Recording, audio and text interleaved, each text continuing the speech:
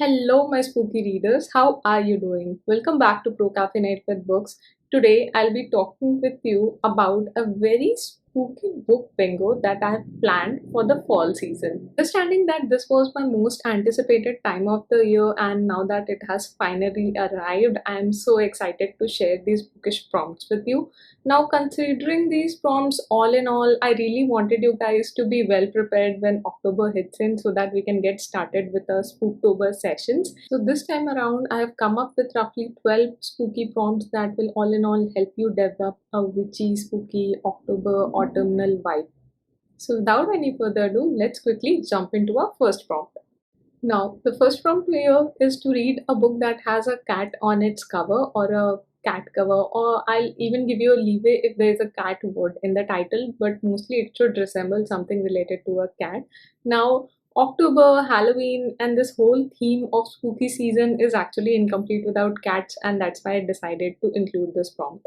Our next prompt is to read a book that has witch in the title, not just book that theme around witches, but also has a witch word particularly in the title. Now, I know a lot of you are particularly waiting for Spooktober season to hit in so that you get into the mood of reading witchy books, and this just might be the perfect prompt for it. Our next prompt is to read a book that has a crow or a raven on the cover on it. Now, ravens are particularly associated with deaths a lot, and a lot of people these days enjoy reading murder mysteries or supernatural thrillers under this particular season, and that's why this prompt is catering to that particular set of audiences. Then we have a prompt around covering the ancient myths, so books that are based on certain ancient mythologies or have certain mythology retellings and those kinds of stories could also be read and covered under this prompt.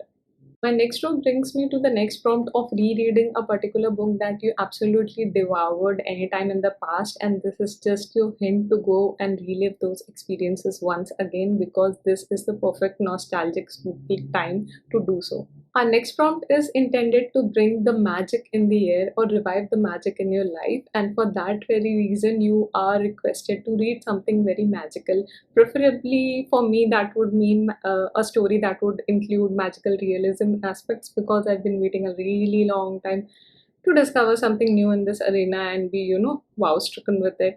That's just not happening for the last 1 month or so, and I'm really hoping and keeping my fingers crossed that something good really comes up for this category. Our next prompt does not essentially refer to the title or the cover. Instead, it focuses around the main storyline and the plot lines of the story. And for that very reason, we decided to go for a Halloween themed story. So, this could mean that you could read something around Halloween towns or a book that essentially starts on the All Hallows night and then takes it ahead from there. Those kinds of stories that have a really important aspect covering the Halloween day.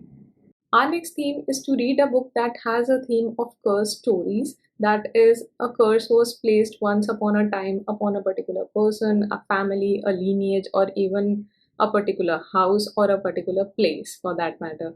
And anything that revolves around these lines, you can be sure to pick them up. Our next prompt is to read a story that has the elements of Lost in the Woods, just like the Little Red Riding Hood. You can think up of fairy tales, legends, or even any other kind of fiction or fantasy, sci-fi, dystopian. I don't know what categories you want to pick, but this is the theme that I think the woods sound pretty autumnal to me, and I think would be perfect to be read upon in a spooky season. To keep things a little more lively and interesting, I decided to include a little off the track topic into these prompts as well, as real as it gets, which is inspiring you to read something that is either inspired from a real time story or is actually a real story, basically something that has an element of non fiction books to it. And I know a lot of us are not really fans of non fiction, but once in a blue moon, they don't really hurt. So do give something a try. A final prompt for this book bingo is for my haunted lovers or horror lovers that basically crave for little goosebumps while reading a story, and for that very reason, let's read a book that has a haunted house kind of a setting. And based on haunted house, I really wanted to read, that book that has been coming up on Insta a lot these days. It has something like the title How to Sell a Haunted House by Gladys Hendricks. I think that's the right title. and I don't have a copy of it yet. So if I can grab a copy, I would probably read this for this particular prompt. But if not, if you have any other suggestions, do let me know in the comments down below. Now, a lot of you might be wondering what I'm still doing here. Why is this video not over yet? That's because apart from discussing these prompts, I really understand that a lot of you want the flexibility to choose your own prompts while talking about any kind of book bingos or creating your own shelf or TBRs for a particular season, especially when you do have a lot of books on your TBR, just like me. You do want to prioritize them, especially if you are putting them off and off throughout the year, that I will read these books in a particular season and a particular mood. I really understand that, and for that very reason, I decided to swipe it up.